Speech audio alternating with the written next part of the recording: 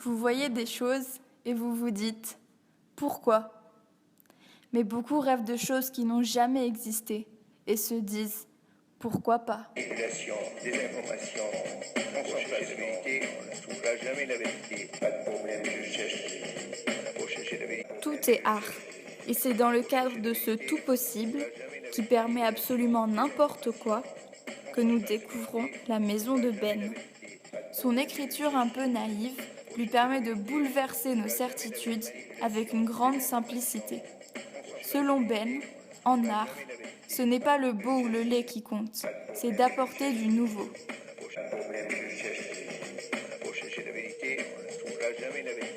Chez Malabar et Cunégonde, c'est le regardeur qui fait le tableau de cette maison transformée en véritable œuvre d'art.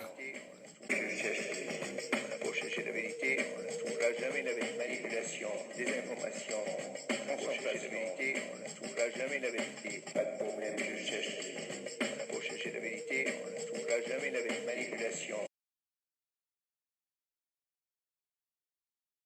La villa Arson est un des fleurons de l'architecture des années 1970, construit par Michel Marot.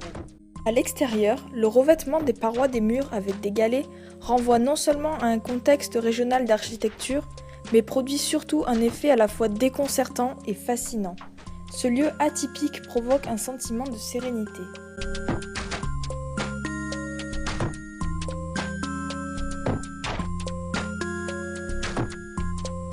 Cependant, le mariage entre le minéral des galets et le végétal des jardins suspendus produit un art unique qui séduit le regardeur. La visite de la villa Arson fait voyager et donne le sentiment de vivre un moment saisissant dans un lieu rempli de singularité et d'authenticité.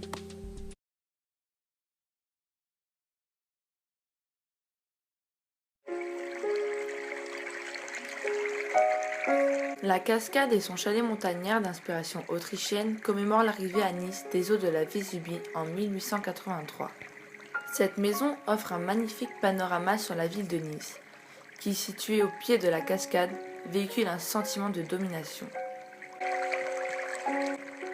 Devenu aujourd'hui un lieu de balade idyllique, le fracas et la surprenante odeur aquatique de la chute d'eau donnent la mesure de leur puissance.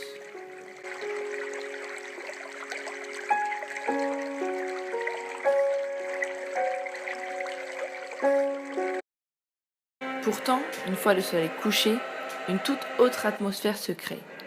On pourrait croire à une maison hantée qui ferait frissonner tous ceux qui viennent s'y aventurer. On voit dans l'art une sorte de luxe, destiné aux musées et aux expositions. Mais l'art nous entoure au quotidien. Ces trois architectures, venues de 3 siècles différents, sont parfaitement intégrées dans notre environnement. Ainsi, découvrir la maison de Ben, entrer à la villa Arson et contempler les fontaines de Guéraud, c'est faire une expérience de l'art qui stimule et libère notre imagination.